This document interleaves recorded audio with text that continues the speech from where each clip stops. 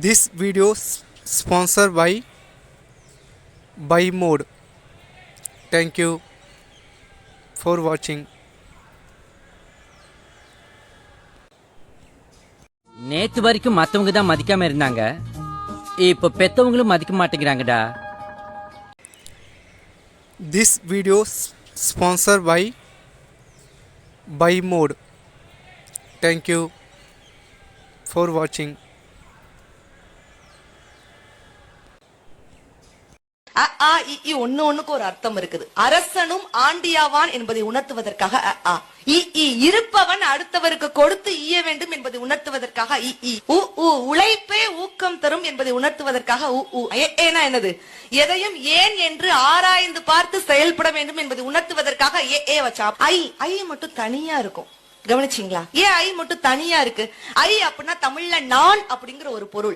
எவன் ஒருவன் நான் தான் பெரிய ஆளு, நான் நான் நான் அப்படிங்கிற ஒரு ஆணவத்தோடு இருக்கிறானோ அவன் மற்றவரிடமிருந்து தனிமைப்படுத்தப்படுவான் என்பதை உணர்த்துவதற்காக தமிழன் ஐய மட்டும் தனியாக வைத்தான். ஓ ஒழுக்கமே ஓங்கும் என்பதை உணர்த்துவதற்காக ஓ வச்சான். அப்படின்னா தமிழில் உள்ள உயிரெழுத்துக்களே ஒரு மிகச் சிறப்பு. அப்படி ரமணர் இந்த திருவண்ணாமலைக்கு ஒரு அழகு என்ன அப்படின்னார், அருணாச்சலேஸ்வரரா ரமணர் வந்தார், காமாட்சியா சேஷாத்ரி சுவாமிகள் போய் சேர்ந்தார். அப்படியும் பார்க்கலாம்.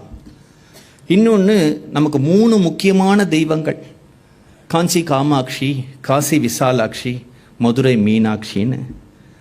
காஞ்சி காமாட்சியா சேஷாத்ரி சுவாமிகள் வந்தார், மதுரை மீனாட்சியா ரமணர் வந்தா, காசி விசாலாட்சியா யோகிராம் சுரத்குமார் வந்தார். இப்படி 3 க்ஷேத்திரத்திலிருந்து 3 ஜீவன் முக்தர்கள்.